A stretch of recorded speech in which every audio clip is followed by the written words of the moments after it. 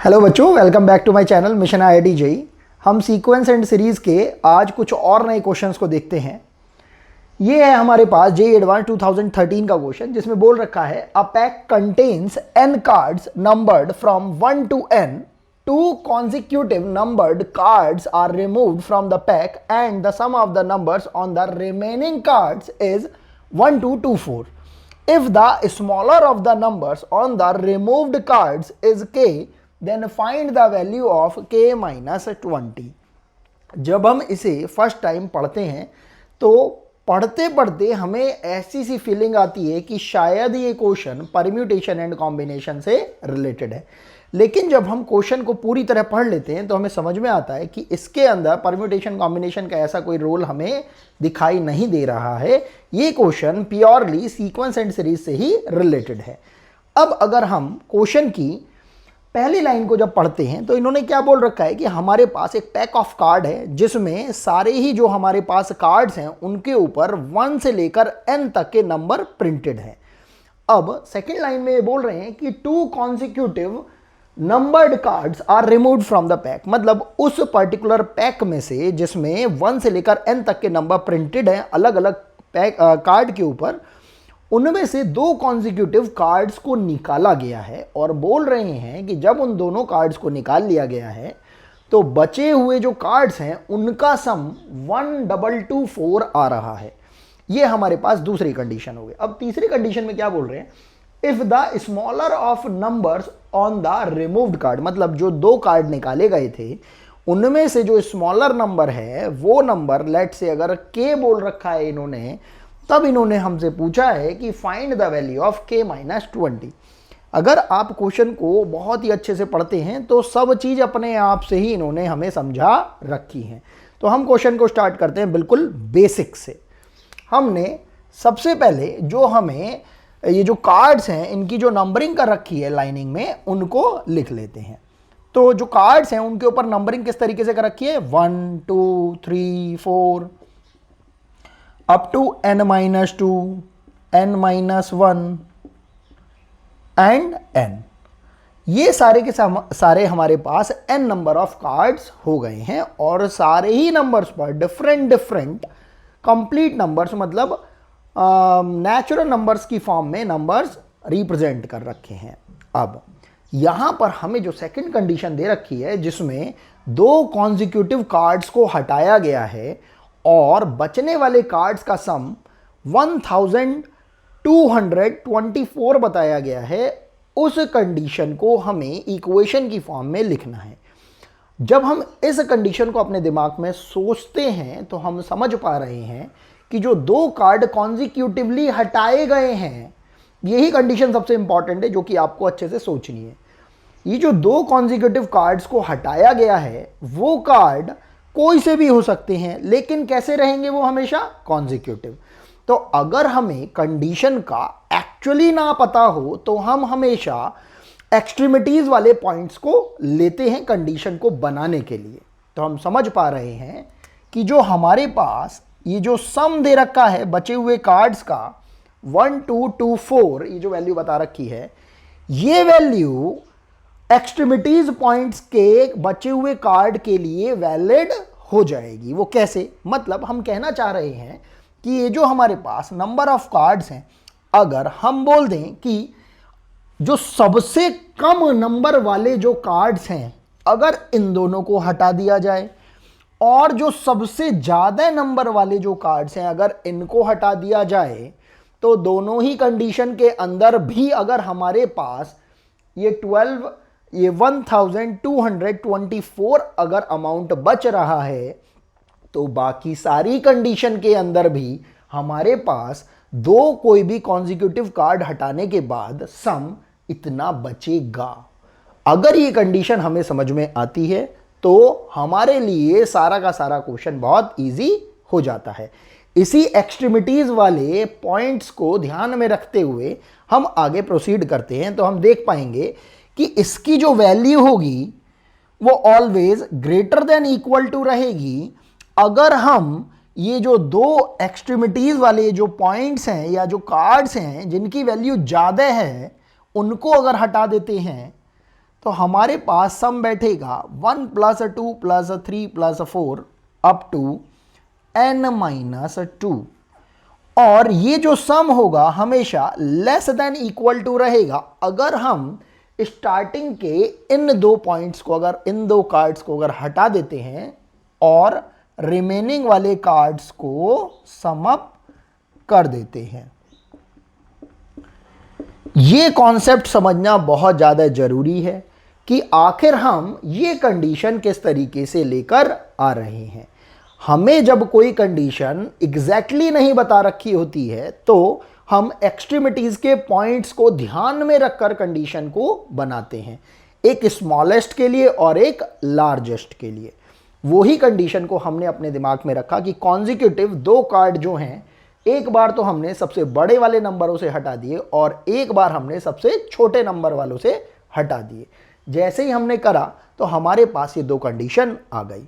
अब इसमें ध्यान देना है कि हमें इस पूरे के पूरे प्रोग्रेशन का या इस पूरे के पूरे सीरीज का हमें सम निकालना है। इसी तरीके से हमें इसका भी सम निकालना है। और क्योंकि हम बेसिक 10th लेवल पर ये पढ़ चुके हैं 1 + 2 + 3 + 4 अप टू n, इसका सम होता है हमारे पास n+1 डिवाइडेड बाय 2। इसी सीक्वेंस में अगर हमें सम निकालना हो 1 + 2 + 3 + 4 अप टू n-2 टर्म्स का, तो वो सम हो जाएगा। ध्यान से देखिएगा, हम इस n को जब देख रहे थे तो हमारे पास सम आ रहा था n × n+1/2। जब हम n-2th टर्म का जब सम निकालेंगे तो ऑब्वियसली हम n को किससे रिप्लेस कर देंगे, n-2 से। तो बनने वाला सम हो जाएगा हमारे पास n-2 × n-1/2। और जब हम इस पर्टिकुलर सीक्वेंस की बात करेंगे और इसके समीशन की बात करेंगे तो हम देख पा रहे हैं कि ये पूरे के पूरे का सम हम बहुत इजीली कैसे कैलकुलेट कर सकते हैं। अगर हम बोल दें 1 + 2 + 3 अप टू n, इस पूरे सम में से अगर हम 1 + 2 को सब्ट्रैक्ट कर दें, हर चीज को कैलकुलेट करने का एक सही तरीका हमें आना चाहिए। भले ही चाहे वो अभी के लिए थोड़ा टाइम टेकिंग हो, लेकिन लॉन्ग टर्म के अंदर वो आपको बहुत बेनिफिशियल रहेगा, क्योंकि शॉर्टकट के मेथड हर जगह फिट या यूटिलाइज नहीं हो सकते। कन्वेंशनल मेथड टफ से टफ क्वेश्चन को इजी कर देता है। तो हम देखते हैं कि इस पूरे के पूरे को तो भाई हम सॉल्व कर सकते हैं n × n+1/2, और ये कितनी वैल्यू आ जाएगी हमारे पास 3। अगर हम यहाँ पर थोड़ा सा एलसीएम वगैरह लेते हैं तो हमारे पास इक्वेशन बन रही है n² + n, और हमने यहाँ पर एलसीएम ले लिया तो कितना हो जाएगा -6 डिवाइडेड बाय 2। तो हमारे पास इस पर्टिकुलर का जो सम आ रहा है वो कितना आ रहा है, n² + n -6 डिवाइडेड बाय 2।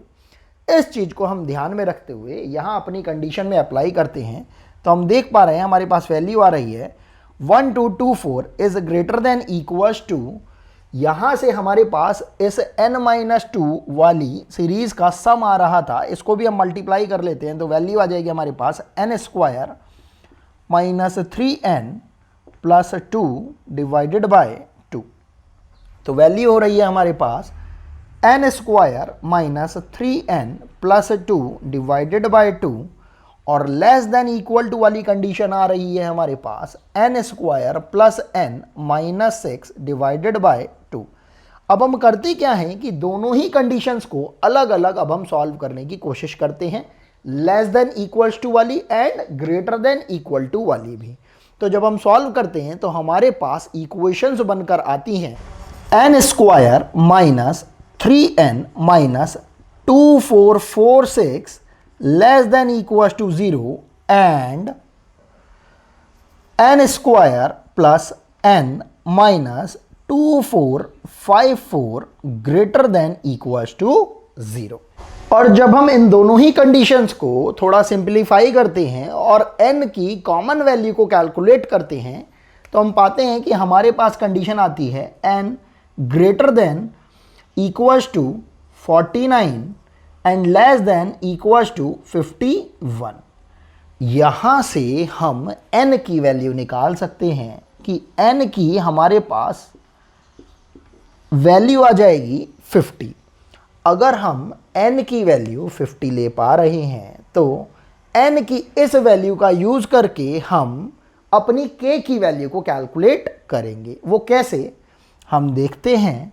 हमें एक और कंडीशन दे रखी है जिसका हम यूटिलाइजेशन तो कर चुके हैं, लेकिन उसको अगर हम दोबारा से अगर यूज़ कर लें तो हमारे लिए बहुत बेनिफिट हो जाएगा। मतलब हमें बोल रखा है कि अगर हम बोल दें जो टोटल नंबर्स जो हमें दे रखे हैं उन सब का सम, मतलब n इंटू एन प्लस 1/2, ये पूरा का पूरा जो सम है वो किसके इक्वल है, एक तो नंबर 1 2 2 4 प्लस इन्होंने जो हमें एक और एक्स्ट्रा कंडीशन दे रखी है वो क्या बोल रखी है कि if smaller of the numbers on the removed card is k, मतलब अगर दो कार्ड जो हमने निकाले हैं उनमें से जो स्मॉलर वाला नंबर कार्ड है वो k से रिप्रेजेंटेड है, तो ऑब्वियसली उसका कॉन्जिक्यूटिव कार्ड जो कि उसके साथ ही निकाला गया था उस पर क्या नंबर होगा, k+1। तो हम देख पा रहे हैं तो हमारे पास k+1 ये जो दो कार्ड रहेंगे हमारे पास, इन दोनों का सम, जो दो कार्ड निकाले गए थे उनका सम प्लस जो रिमेनिंग कार्ड्स थे हमारे पास उनका सम, इस पूरे टोटल कार्ड्स के सम के इक्वल आएगा। अगर ये कंडीशन भी हम अपने माइंड में सोच पाते हैं तो हमारा क्वेश्चन बिल्कुल लीनियर इक्वेशन की तरह सॉल्व हो जाएगा। तो देखते हैं, हमने यहाँ पर n की वैल्यू 50 पुट कर दी, हमारे पास हो जाएगा 50 इंटू 51 डिवाइडेड बाय 2, और यहाँ से वैल्यू आ जाएगी आपके पास 1224 प्लस 2k+1। और जब हम इसको और थोड़ा सा सिंप्लीफाई करते हैं पूरे के पूरे को, तो हमारे पास k की वैल्यू आ जाती है 25। अब जब हमारे पास k की वैल्यू आ गई है तो हम देख रहे हैं क्वेश्चन में हमसे डायरेक्टली किसकी वैल्यू पूछ रखी है, k-20 की। तो k-20 की वैल्यू आप इजीली कैलकुलेट कर सकते हो, वो कितनी आ जाएगी, 25 माइनस 20 मतलब 5, और यही आपका रिक्वायर्ड आंसर हो जाएगा। तो चलिए नेक्स्ट क्वेश्चन की तरफ मूव करते हैं। ये क्वेश्चन भी जेईई एडवांस के 2013 में ही पूछा गया था। ये बिल्कुल डायरेक्ट फॉरवर्ड इन्होंने क्वेश्चन पूछ रखा है। इसमें क्या बोल रखा है, let Sn equals to sigma of -1 to the whole power k into k+1/2 into k square, where k equals to जो हमें लिमिट्स दे रखी हैं that is from k equals to 1 to k equals to 4n। तब इन्होंने हमसे पूछा है कि Sn की क्या वैल्यू होगी।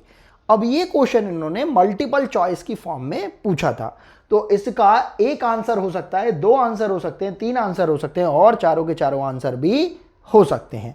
तो अब हमें सबसे पहले तो Sn को n की टर्म्स में कैलकुलेट करना है, जो हमारा फर्स्ट मोटो है। जैसे ही हम Sn कैलकुलेट कर लेंगे फिर हम उसमें n की वैल्यूज डिफरेंट डालकर चेक करेंगे कि कौन से नंबर ऑफ n पर हमारे पास Sn की वैल्यू इससे मैच करती हुई दिखाई देती है।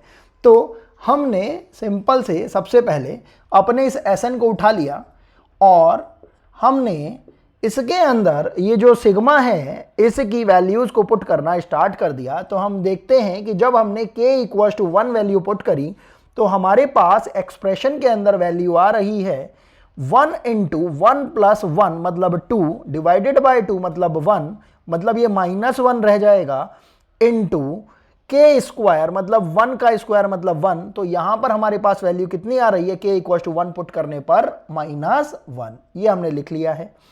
अब जब हम वैल्यू पुट करते हैं k इक्वल्स टू 2 तो हम देखते हैं यहां पर 2 आ जाएगा, एंड 2 प्लस 1 कितना हो जाएगा हमारे पास 3। ध्यान से देखेंगे 2 से 2 डिवाइड हो जाएगा हमारे पास, और वैल्यू कितनी आ रही है हमारे पास 3। -1 की पावर 3 ये भी -1 देगा, और ये 2 का स्क्वायर कितना हो जाएगा हमारे पास, 2 का स्क्वायर मतलब 4 भी लिख सकते हैं। तो अभी के लिए हमने इसे 2 का स्क्वायर लिख दिया है। अब हम वैल्यू पुट करते हैं k इक्वल्स टू 3। ऐसा हम आखिर क्यों कर रहे हैं? ऐसा हम इसलिए कर रहे हैं क्योंकि देखने से ये कोई हमें सीरीज बनती हुई दिखाई नहीं दे रही है। तो अभी हम कुछ स्टार्टिंग टर्म्स में वैल्यू पुट करके देखते हैं। हम उससे एक अंदाजा लगाएंगे कि प्रीवियसली पड़ी हुई कौन सी सीरीज से ये मैच खाता है। जिस भी सीरीज से ये मैच खा जाएगा हम वैसे से टर्म्स को फॉर्म करके इसकी एक nth टर्म वाला फॉर्मूला कैलकुलेट कर लेंगे।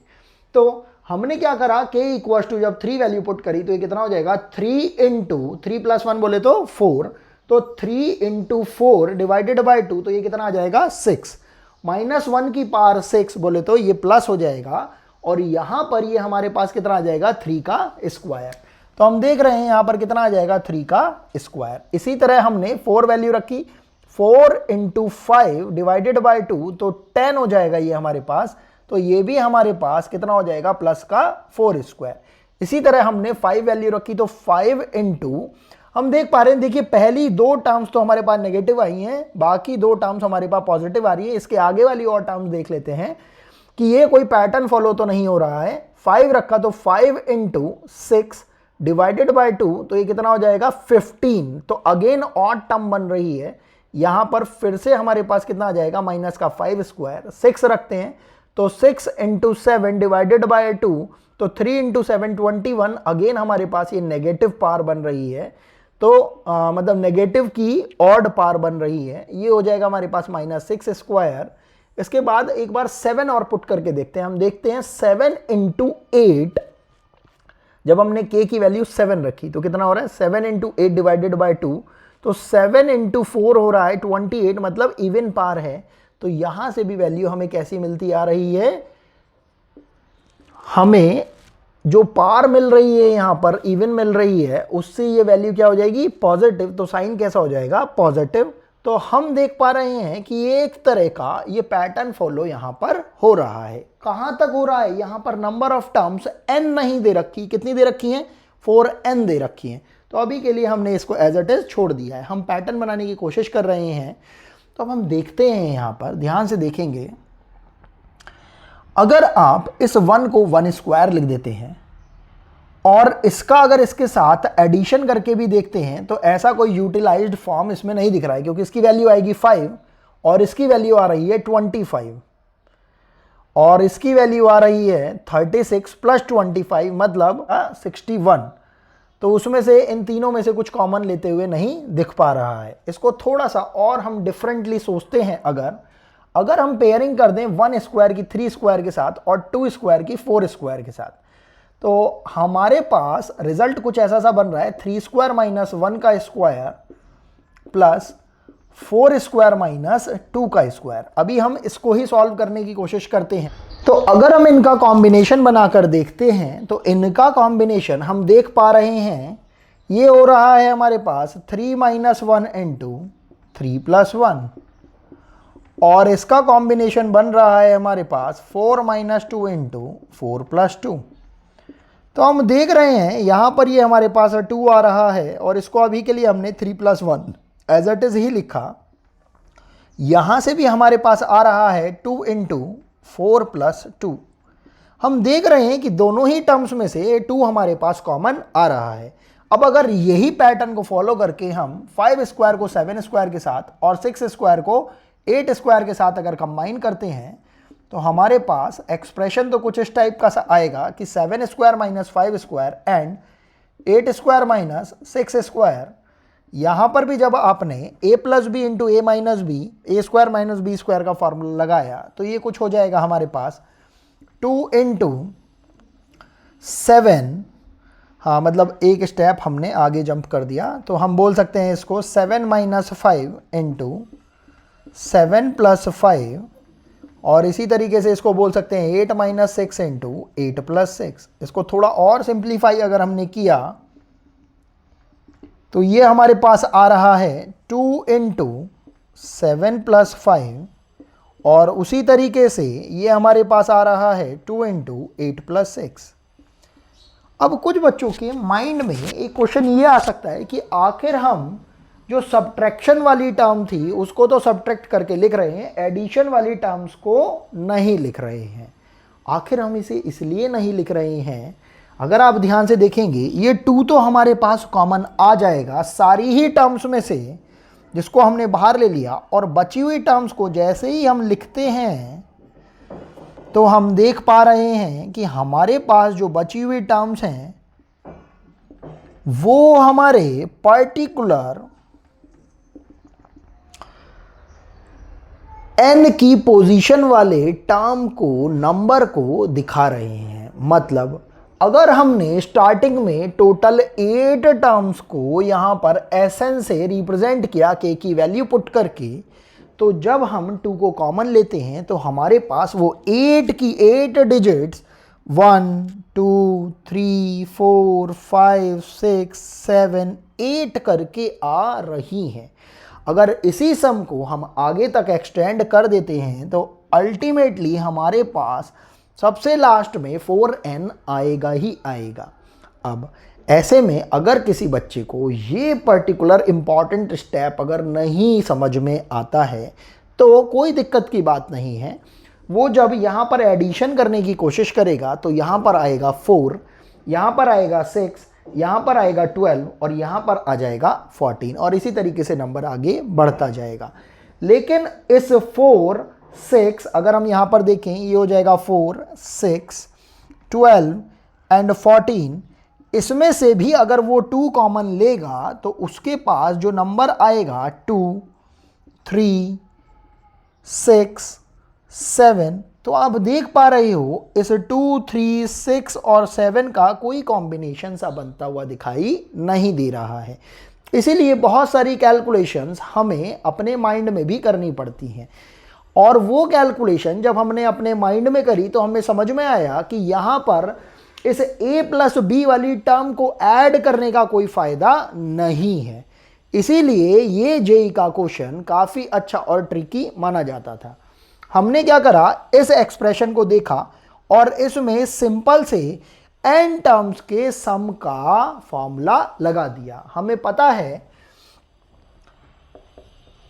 n टर्म्स के सम का फॉर्मूला होता है n into n plus 1 by 2। अब क्योंकि यहां पर नंबर ऑफ टर्म्स n की बजाय कितनी हो गई हैं, 4n, तो ऑब्वियसली जब ये 4n हो जाएगा तो हमारे पास फॉर्मूला भी क्या हो जाएगा, 4n into 4n plus 1 by 2। बस इतना जैसे ही हमें समझ में आया हमारा काम काफ़ी इजी हो जाएगा। तो ये हो गया हमारे पास 4n into 4n plus 1 by 2, और इस 2 से 2 को हमने कैंसिल आउट कर दिया। तो बचने वाला जो एक्सप्रेशन है वो क्या है, 4n into 4n plus 1। Let say this is the equation number 1। अब ये हमारी जो वैल्यू आई है किसके लिए आई है, Sn के लिए आई है। हमें कैलकुलेट करना है Sn के लिए कि ये वैल्यू Sn में n की कौन सी वैल्यू पुट करके आ रही होगी, बस वो क्रॉस चेक करना है। अगर हम यहाँ पर n की वैल्यू 1 रखते हैं तो ये कितना आ रहा है, 4 इंटू 5 मतलब 20, मतलब हमें 1 से तो बड़ी वैल्यू रखनी है। हमने रैंडमली अभी के लिए यहाँ पर वैल्यू पुट करी 5, तो 4 इंटू 5 20 हो रहा है, और 20 इंटू 21 हम देख रहे हैं ये कितना आ जाएगा, 420। अब हमने n की वैल्यू अभी के लिए 8 रख कर देखी, तो जब हमने 8 रखी तो ये कितना हो रहा है हमारे पास, 32 इंटू 33। यहाँ से ये हमारे पास वैल्यू आ जाएगी, ध्यान से देखेंगे, 1024 प्लस 32। इसको अगर हम ऐड करेंगे, क्योंकि मैंने क्या करा, इसको 32 प्लस 1 लिख दिया है, और 32 इंटू 32 मतलब 2 to the power 5 into 2 to the power 5 मतलब 2 टू द पावर 10, वो कितना होता है आपके पास, 1024। तो प्लस 32 ये हो जाएगा 6 5 1056 1056 करके हमारे पास एक ऑप्शन अवेलेबल है। तो ये हमारा करेक्ट ऑप्शन हो जा रहा है कब, जब हम n इक्वल्स टू 9 की बात कर रहे हैं। अगर हम इसी तरह n इक्वल्स टू, जब हमने n की वैल्यू कितनी ली थी, 8, अगर हम n की वैल्यू 9 लेकर देखते हैं तो हमने देखा ये कितना हो जाएगा हमारे पास, 36 इंटू 37। अगर हम यहाँ पर देखें तो इसका कैलकुलेशन हो जाएगा हमारे पास 1296 प्लस 36 और ये हो जाएगा हमारे पास 2 3 3 और 1 1 3 3 2। क्या ऐसा कोई ऑप्शन आ रहा है? हाँ, ऐसा ऑप्शन भी आ रहा है। हम देख रहे हैं जब 8 से जब हमने जंप ली 9 पर, तो हमारे पास 8 पर वैल्यू आ रही है ये और 9 पर वैल्यू आ रही है ये। ऑब्वियसली ये दोनों वैल्यू कभी भी हमारे पास n की किसी भी नेचुरल नंबर पर नहीं आ पाएगी। तो इस वजह से हमारे दोनों करेक्ट आंसर कौन कौन से हो जाएंगे? एट n इक्वल्स टू 8 ये 1056 and at n equals to 9 this 1332। यही हमारा करेक्ट आंसर है। आई होप आपको ये समझ में आ रहा होगा। आज के लिए बस इतना ही करते हैं। Thanks for watching.